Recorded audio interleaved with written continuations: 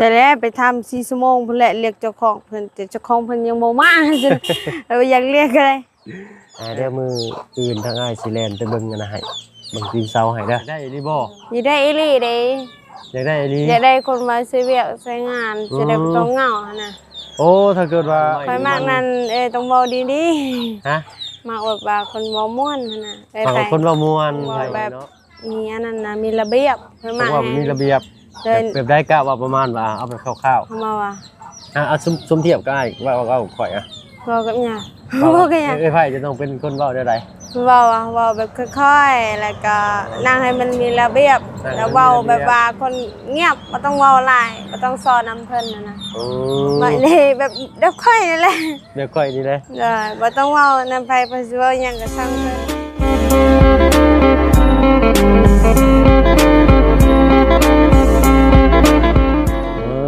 ตัวพี่หน่อยเนาะเปิดคลิปเปิดภาพออกมาก็คือสิจื้อจำกันได้อยู่พี่หน่อยเนาะถนนหนทางขึ้นนี่บ่แม่นบ้านไผเด้อพี่น้องเด้อเนาะเป็นทางบ้านน้องลังเนาะน้องลังเด็กสาวเลี้ยงงัวพี่หน่อยเนาะ ก็พากันเดินทางขึ้นมาฮอดแล้วพี่หน่อยเนาะอันนี้ก็เป็นเวลา3 โมงพอดีพี่หน่อยเนาะออกมาแต่11 โมงพี่หน่อยเนาะฮอดบ่าย 3โอ้โตคือว่าเป็นโชคใหญ่แท้น้องล้างอันนี้คนบ่ค่าสั้นหินอันนี้นี่แม่นป้ายเบิดนะพี่หน่อยเนาะนี่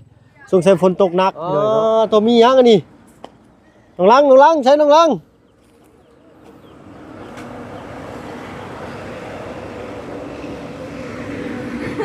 ปอดอยู่ไหนบ่ได้พ่ออันตรายมือโอ้บ่อยากเว้านำกันเนาะโดยสบายดีทั้งน้องชายพากันไปไสต่อบัดนี้ละกลับบ่เอาคอยเมื่อคอยมาเด้อแม่นฮักกะฮอดเมื่อกี้นี่โตพากันเฮ็ดหยังเด้เนาะคืออะไรใครย่อยขออนุญาตขึ้นเฮือนก่อนโอ้ยเบิดช้ำมาบ่ทันจ้อยปากจนแดง เฮ็ดบ่ล่ะเบิ่งแต่การใส่บักพริกพี่น้องเอ้ยเนาะแซ่บเนาะเอาสบายดีปะลุงวันนี้เลยเนาะเอาไปล้างใช้บัตรนี่ อยู่ในห้องน้ำเลยน้ำ เอา ตายแล้ว ฮะ น้ำได้เพเรียบร้อยบานเห็นอะไรบานนี่ เมื่อยแห้งแน่เคยตะกี้ไปเย็ดน้ำอยู่น้ำห้วยแหละ โอ้ถ้าว่าน้ำได้มันพังเลยกะไปหวยไปหวยอยู่ใช่ล่ะ อยู่พี่ โอ้อยู่ทางลงพุ่นเนาะไปใช้กันเบิดแล้วอยู่เพื่อนอยู่ซ่านจะคนน่ะนี่ แม่พอคอยไปซื้อยา ไปซื้อยา เด้อย าอันเพิ่นเป็นหยังเพิ่นยากินเพิ่นนี่บ่ เด้อ พากันนั่งกินตำมาบ่ทันจ้อยเมื่อกี้นี่โอ้ยหากันมาฮอดเผ็ดจนว่า ก็ ปาก แม่ แด แล้ว ง ว่าเม่นแน่นี่เนี่ยอันนั้น ลูก ใส่แล้วน้องใส่ซื้อกระปุนมาให้นะ น้องชายเพิ่นซื้อกระปุ่นมาสู่ เด้อ ใส่ลงมาเบิ่งตะลุมตารางดูจักบาทหนึงโอ้ยอายมามื้อนี้บ่มีหยังมาฝากซ้ำเอาเป็นมื้ออื่นเด้อล่ะเด้อ เด้อ แต่มื้ออื่นได้สิเอามาคล้องพวงมาลัยให้เลยมื้ออื่นนี่เด้อฮู้อยู่บ่มื้ออื่นมันยังอ้ายสิเอาหยังมาให้ บ่ฮู้ บ่ฮู้ เด้อ โอ้ไม้อันนี้ได้ซะเพิ่นตากให้มันได้แห้งบ่ หึ ไม้นี่เพิ่นเอาผ้าออกตากมันแห้งนะหรือว่าเอาผ้าออกซื่อ เอาผ้าออกซื้อให้มันแห้งนะ เอาผ้าออกให้มันไม่แห้งไผเฮ็ดให้อ่ะนะ เนี่ยบ่ เด้ พ่ อ อแหละ ฮะ พ่อ พอเจ้าเฮ็ดเพราะ เด้อ เพราะว่าให้ทีมงานนั่งโอ้ใช่ไปเบิ่งอยู่ห่ะเข้าท่า อันนี้บ่ เด้ อันนี้ของไผ่เฮาแหละ บ่นี่เพิ่นสิเฮ็ดไว้ให้นั่งบ่นี่นะ เอาไว้เวลาอันนั้นมาเฮือนน่ะนะเพิ่นเก็บหมดแล้ว โอ้อันมั่งเพื่อนตัวนี้เดี๋ยวสิมาพากันนอนอยู่นี่ก่อน เด้อ สินอนเบิดบ่นี่ เคยนอนบ่ได้ ก็ต้องให้มีแต่3คนซื่อๆแหละนอน เจ้าก็มีสิไปนอนเทือนอันน้องหัวยองท่าเนาะ อืม เอ้ยพี่น้อยเนาะงัวหม้อได้เป็นอะไรคือเก่าเอาออกบ่งัวมื้อนี้ ว่า ไปเลี้ยงเลยบ่มื้อนี้เลี้ยงงัวเลยบ่ ไปแล้วแม่เฮาไป แม่ไปเลี้ยงงัวมีไผในล่ะเขามาหาเจ้ามื้อนี้ มีเหรอ แม่ จื้อบ่ได้แล้ว เอ้าเนาะแต่หึงเองจื้อบ่ได้อยู่ จื้อบ่ได้แล้วเพราะว่าค่อย อันนั้นเสื้อแบบจำคนบ่ได้ซะ จำคนบ่ได้แล้ว จำได้แต่ลุงนวดซื่อ แต่ลุงนวดเขามาแล้วบ่มื้อนี้ ๆเข้ามาแล้ว เหนื่อยไม้เพิ่นพี่หน่อยเนาะหาก็มาฮอดลูกเช้าก็บ่สบายคักปานใดเอาแต่ก็ไข้ขึ้นแหละปาตุพ่อก็บ่อยู่ มีเหลือแต่ข่อย เหลือแต่เจ้าคนเดียว เออ มีจื้อบ่ได้ซ้ำจื้อได้แต่ลุงนวดผู้เดียว เอาพี่น้อยเนาะเบิ่งไม้บ่แม่นมันเสียแล้วบ่ไม้นี่ แม่จะได้ ไม้นี่เด้อนี่ หึ ยังครบบ่ไม้นี่ ยังน่ะสิเสียไปใส่ไปเอาไปขายซะนะ หมดแล้วเนาะยันคนมาหลักได้ซะ บ่เรา บ่มีเนาะ ด้อ เข้าอยู่เนาะ อืม พี่น้อย ยกบ่ได้ดอก หนักเนาะถ้าว่าเพิ่นอยากได้เพิ่นแบกเอาเสารถเด้อแบกคนเดียวได้ว่าสิเด้อ บ่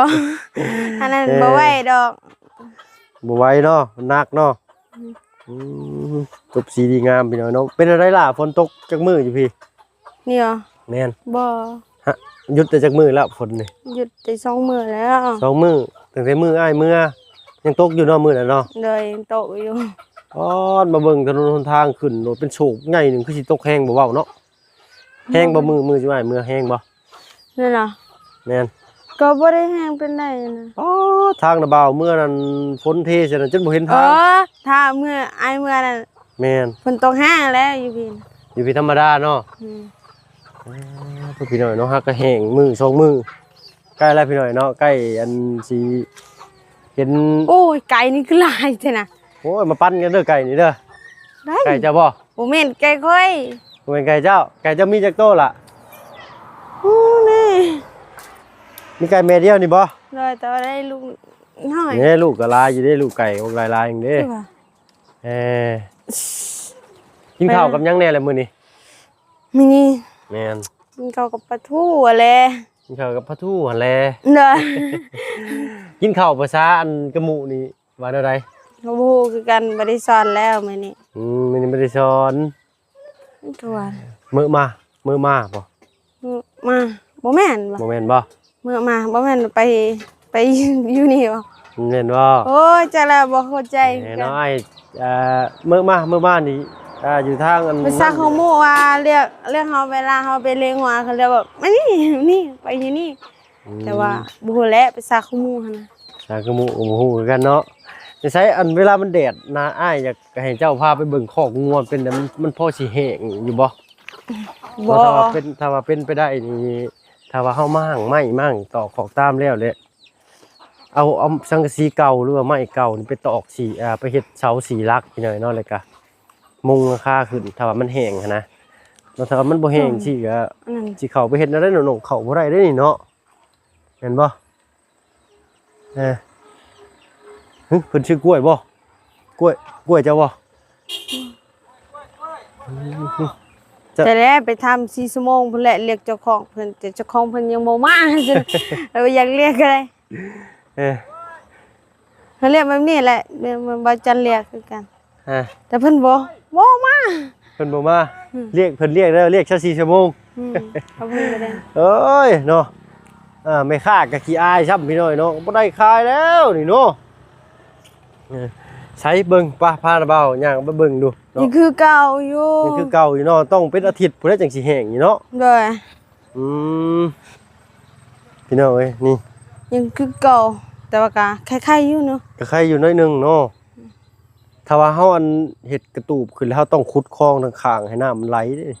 เราขุดแล้วมื้อนั้นเราขุดแล้วแต่ว่ามันบ่ออกซั่นน่ะ บ่ออกช้ำคือว่ามันเละไปเลยได้เนาะ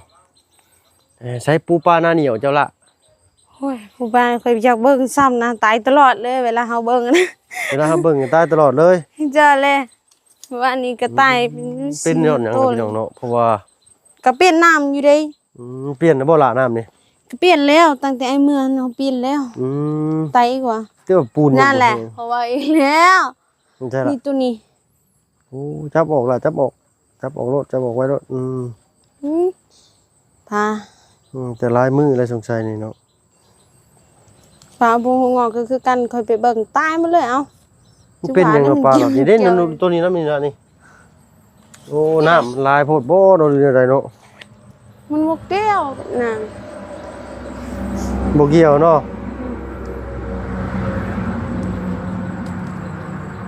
โอ้กล้วยนี่ฮะ ก็ว่าตัดอันนั้นน่ะตัดต้นกล้วยที่มันอยู่นี่14เพิ่นเว้าให้ใส่ แต่ FC เพิ่นให้ตัดต้นกล้วยลงนี่บ่ เป็นอะไรเดี๋ยวนี้อันทางโทรศัพท์ทางปะลุง FC คอมเมนต์เสร็จมาลิ้นนำอยู่บ่ เสร็จอยู่ยังเสร็จอยู่แต่บ่ได้ตอบแล้วมื้อนี้ อ้าวมื้อนี้ยังบ่ได้ตอบเลย เด้อ เป็นอะไรล่ะคือบ่ตอบเพิ่นมื้อนี้ บ่ตอบแหละมื้อนี้เป็นคือเมื่อยนะบ่อยากจับโทรศัพท์แล้ว เมื่อยยังบ่อยากจับโทรศัพท์มื้อนี้เนาะ นั่นบ่อยากจับแล้ว เอาค่อยเป็นค่อยไปเนาะ บ่อยากจับอันนี้จับแล้วก็ต้องบ่มีเวลาลิ้นได้มีแต่เวลาคุยกับ14แล้วคนต่างประเทศนั่นแหละ เขาคอยนี่บ่ได้ลิ้นอีหยังเลยคือลิ้นแต่คอยลิ้นนี่มีแต่ซองอันนั้นซองเฟซเก่าให้นะ เลย ลิ้นอยู่ได้ซองเฟซเก่านั่นซองอายเอาอันนั้นคือลิ้น ยายโทรหาอันบ่ เด้อ เอาพี่น้อยเนาะก็น้องบ่ใช้ปัจจุบันก็เป็นอันเฟซที่อันน้องลังเด็กเลี้ยงงัวแหละพี่น้อยเนาะเอาค่อยเป็นค่อยไปเนาะล่ะเนาะหนึ่งจะบอกเขา ยัง บ่ทันหนึ่งเขาซ้ำ ก็ยังบ่กันละยันพอว่าไปฮอสโปนเพิ่นเด้อไปกวดก่อนนั่น เผื่อได้มาเผื่อบ่ได้มา เฮาก็จมฮู้คือกันนี่เป็นห่วงเพิ่นอยู่เพิ่นว่าตัวสั้นไปผู้เดียวบ่ไหวนะ น้อยห่วงพ่ออยู่ตัวสั่นไปผู้เดียวบ่ได้ไผพาเพิ่นไปล่ะ ไปผู้เดียวเพิ่นแหละ ม หมดเข้าไปแล้วเพิ่นเดี๋ยวบ่มีคนอยู่แล้ว ฝนมาแล้วบัดนี้เสื้อผ้าจะเด้อห่านมาพร้อมฟ้าพร้อมฝนอันนี้พี่น้องเอ้ยไปเลย มัน เก็บผ้าเก็บผ้า ฝนตกอีบ่บ่ได้ฝนหรอก ตกได้นี่ตกได้นี่ ตกแล้ว ฮานะฝนตกเลยพี่น้องเอ้ยโอ้ยเนาะเอาอีกแล้วพี่น้องเนาะว่ามาว่าสิได้อันบ่ได้เปียกจักมือจักได้กับคือสิได้เปียกคือเก่าเก็บไม่ล่ะผ้าจะเก็บไป เก็บแล้ว เก็บผ้าสิก่อนเก็บผ้าสิก่อนโอ้ย พวกนี้ ตายละพี่น้องเนาะบาทนี่แห้งแล้ว เลี้ยว แห้งแล้วเก็บเลยบาทนี่เดี๋ยวฝนนำมันนี่บ่ได้ห่มอีกแล้วมื้อแรงนี่ เดี๋ยว เป็นได้ห่มผ้าใหม่ทางลุงจันทร์ โอ้ยนอนหลับแหละ นอนรับเลย เด้อมื้อนี้บ่ได้นอนดึกซ้ำนอนไว เลยเนาะพี่น้องเอ้ยเอาดีใจมาฮอดจอดเทิงน้องเพิ่นแหละเนาะเห็นน้องเพิ่นอยู่เฮือนอยู่ซ่านน้องเพิ่นก็ชื่นบ้านดีได้เนาะบ่อายเลยเนาะเดี๋ยวนี้เนาะ เนี่ย เซาอายเลยเนาะ โดยเช้าแล้ว เอาพี่น้องเอ้ย ไม่ยิน โอ้ได้เดือดเกินนะทางน่ะหันให้เบิ่งบ่ได้ พร้อมจ้ะ นิดหน่อยทางลาย สไลด์ เอ้าคือบ่ว่าอีกถึงเฮือน ว่าตรงไหนก็ได้อยู่นี่ มันให้สิบ่เข้าบ่ งาม ให้ไก่สิบ่เข้าบ่ บ่กัน โอ้ยมันก็เข้าแล้วเนาะบ่ไหวถึงเฮือน คือมาเอาไว้อยู่เฮือนแต่ว่าอยู่ห้องข่อยนั่นก็คือกันแหละ มันก็อยู่ใกล้ห้างไก่ติ เนื้อบริใกล้ขนาด ม แต่นั่นเนี่ย พี่น้องเอ้ยเนาะ ตัวกัน เป็นไดบ่ได้พ้อกันจักมื้อนี่ 3-4 มื้อคือเก่าอยู่บ่คือเก่าอยู่บ่ คือเก่าอยู่ คือเก่าอยู่เนาะ ได้ คิดฮอดคิดถึงกันอยู่บ่เด้เนาะ คิดฮอดอยู่ยันบ่าลูกไอซ์เป็นหยังนะ เนาะ แต่ว่าคือบ่มาซะนะที่ยันที่สวยตัวเองแล้วมามื้อนี้ ชุมายบ่ตัวได้ถ้าว่าว่างเวียกว่างงานก็สิขึ้นมาเลยพี่น้อยเนาะเพราะว่าเวียกงานชุมายก็อยู่พี่เนาะลักๆก็ได้คือสิแล้วนี่เดี๋ยวมีทางใครแจ้งยอดเพิ่มหรือบ่ นี่อยู่อ๋ออันนั้นน่ะมันก็ว่าจันน่ะแจ้งเมื่อวานเพิ่นได้แจ้งมา เหนื่อยเนาะเดี๋ยวไอ้สิเบิ่งตีนเสามาให้เด้อเป็นเสาปูนเด้อันนี้ดิเสาบ่น่ะเห็นบ่อันนี้ตีนเสาแบบนี้นะเป็นเพื่อนน้องเพิ่นนะจ้ะตีนเสาฮู้จักบ่ เลยหัวจริงจอนั่น เดี๋ยวทางไอ้สิไปเบิ่งให้มื้ออื่นตีนเสาเนาะว่าได้หรือ ก็ บ่ ว่าได้ไกลนี่ ฮะ บ่ที่นั่นก็การมาแล้ว เออ เขาก็ยังได้สุกมึงนี่ มันกินข้าวเบิดแล้วบ่จักอ่ะนะ บ่ เอ้า แต่ว่าเป็นยังเนาะ บ่เป็นหยังดอกเนาะใช้มานั่งโอ้ลมกันอยู่พี่ลองเบิ่งดูล่ะ เนาะฝนก็คือสิบ่ตกแล้วแหละถามน้องเพิ่นกันเนาะเอาตะกู้ได้สิย่างนั่ง มันบ่ลงสิบ่แล้ว โอ้ยคือหยังไงวะเป็นนั่น ขออนุญาตนั่งจักบาทกับพี่น้องเนาะเอ้ากลับทักทายสบายดีอีกเทื่อนึงเด้อพี่น้องเด้อเนาะมาฮอดจอดถึงแล้วพี่น้องเนาะเป็นเวลาบ่าย2บ่าย3บ่าย3รอบนี้ก็เอาโทรศัพท์แม่น้องอีโต้ขึ้นมาถ่ายคลิปคือเก่าพี่น้องเนาะโทรศัพท์เจ้าของไม่บ่ได้ยินเนาะ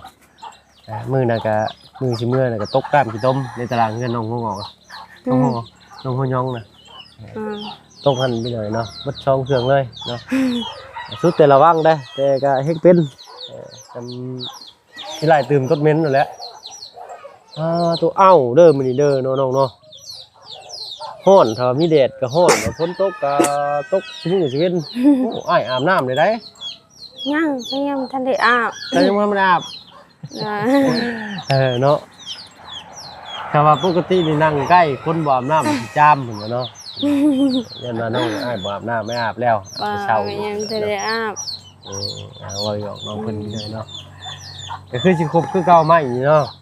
ครบอยู่แล้วถ้าบ่เสื้อไม่นี่บ่ใหม่นะมาอีกแล้วบ่ใหม่นี่บ่กันยังบ่เพิ่นเอามาให้รถที่2บ่ยังติยังพี่น้อยนะเพราะว่าเพิ่นไปส่งทางบ้านเบาเสียงขอโทษขออภัยทางบ้านทางเบาเสียงสั่งกับเพิ่นไปส่งเพิ่นก่อนพี่น้อยเนาะทางนี้โจะไว้ก่อนซั่นซะกับฟ้าฝนมันตกแห้งแน่คันว่ามาก็คือสิถ้าพังเบิ่งลูกเพิ่นอีกพี่น้อยนะว่าเพิ่นสิให้มามื้อใดเนาะเดี๋ยวมื้ออื่นทางอ้ายสิแล่นไปเบิ่งกันนะให้เบิ่งตีนเสาให้เด้อห้ามได้อยู่บ่เด้ตีนเสานี่ได้80เซนบ่ก็ว่าน้อยๆแหละบ่ได้ดอกยัดเจ้าเจ็บหลังยังไม่เอาได้เจ็บหลังอยู่เลยเวลาเฮายกโต๊ะอันนี้ซื่อๆก็ยังเจ็บเนาะเฮา2คนยกโต๊ะเฮาก็เอื้อยไอ้ไผเป็นไดอันคือว่าอยากได้ไผให้ทางอันทางทำบ่ได้ดอกอ้าวอยากได้อีหลีบ่อยากได้อีหลีเด้อยากได้อีหลีอยากได้คนมาช่วยเวียกช่วยงานจะได้บ่ต้องเหงาหั่นน่ะโอ้ถ้าเกิดว่ามีอันไผมานี่ก็สิมาเป็นหมู่เจ้านำเลยแหละเนาะเด้อหน่อไม้ไผมากนั่นต้องเว้าดีๆฮะมาอดว่าคนเว้าม่วนหั่นน่ะคนเว้าม่วนพี่น้อยเนาะฝากไว้เด้อไผเด้อเนาะถ้าว่าไม่เห็นคลิปนี้ต้องเว้าม่วนได้จังได๋มาเป็นนั่นสะใภ้ต้องเว้าแบบมีอันนั้นน่ะมีระเบียบเพิ่นว่ามีระเบียบแบบได้กะว่าประมาณว่าเอาแบบคร่าวๆมาว่าเอาซุ่มเทียบก็ได้ว่าข่อยเว้ากับหยังเว้ากับหยังไผจะต้องเป็นคนเว้าได้ไดเว้าแบบค่อยๆแล้วก็นั่งให้มันมีระเบียบแล้วเว้าแบบว่าคนเงียบบ่ต้องเว้าหลายบ่ต้องสอนนำเพิ่นน่ะบ่นี่แบบเด็กค่อยนี่แหละเด็กค่อยนี่แหละบ่ต้องเว้านำไผเพิ่นสิเว้าหยังก็สั่งเพิ่นเลยน้องมันเมาไปว่าคนเงียบๆจ้ะเนาะแต่ฝากไว้นำก็พวกข่อยก็ต้องเว้าน้ำเลยบ่แม่นว่าฮอดแล้วบ่ได้ปากนมข่อยซ้ำนี่แหละน้องเพิ่นว่าเงียบบ่ต้องเว้าหลายแต่เขาเว้าอีหยังซะเฮาบ่ต้องสนนั่นน่ะนี่บ่ต้องซ้อเพิ่นเนาะโดยแต่เฮาเชื่อภาษาเขาแล้วเฮาจะได้เป็นคนอันนั้นเพิ่นเสียหายประมาณนั้นเด้อฝากไว้ไผเด้อไผเด้อเห็นบ่นั่นแหละเนาะอ้ายจะไปใช้มื้อนี้อาทางกับอาทิงไปเฮ็ดเวียกมื้อนี้อาทางอยู่เฮือนแหละจักเพิ่นไปใส่คือกันอยู่เฮือนแล้วก็บ่ได้อยู่นะหาไผหรือบ่จักบ่ดอกเนาะอ้าวอ้ายเจ้าบ่ได้ล่มแสนล่มเช้าบ่ซะบ่มีโทรศัพท์แล้วโทรศัพท์เจ้าให้กับตัวแตกกันหั่น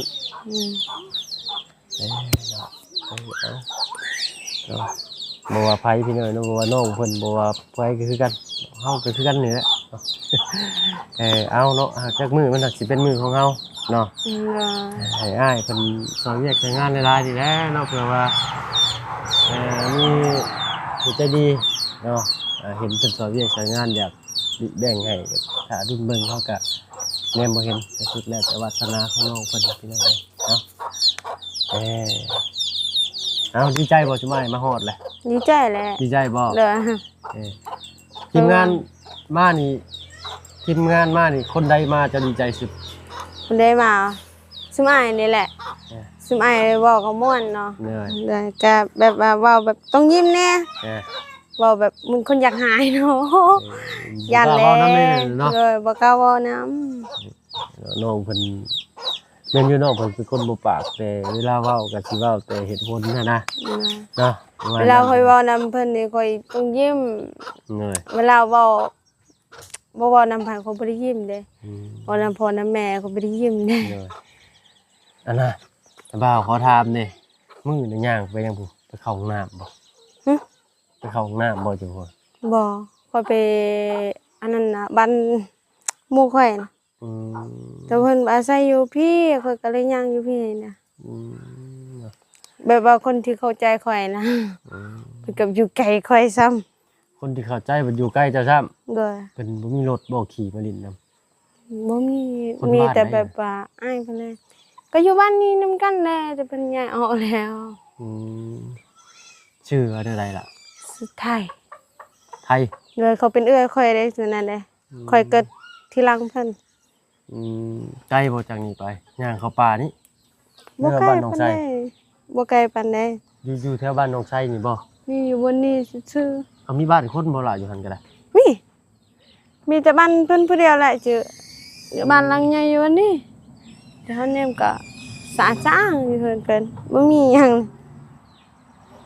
เพิ่นอยู่จักคนน่ะ เนาะอยู่อันนั้น3คน4 5คนมันน่ะ พ่อ เอา มี คน ลูกไปเลย อ่าแล้วก็ยังมีอ้ายนำเหมือนกับข่อยนี่แหละ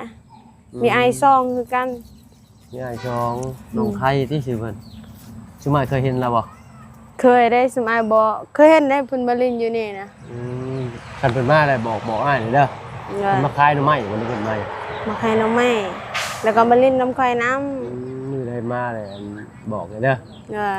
พา ถ้า เพิ่ มื้อคืน า เดือนนี้ ล่ ข่อยสิบอกเพิ่นมาน้ำแต่ว่าเพิ่นยังอายซุมเจ้าอยู่ อืมเพื่อนชาติน้องเพิ่นได้จะเป็นอะไร ก็คือข่อยแหละ เพื่อนกับเจ้านี่ เด้อ โอ้เพิ่นมาเลยแนะนำเพิ่นให้อ้ายสิว่าจักให้เด้อ เด้อเพราะว่าถ้ามื้อใดแบบว่าคืนเดือนข่อยหรือว่าวันเกิดของข่อยนี่ซุมเจ้าต้องมาเพราะว่านั้นเพิ่นว่าอายซินะ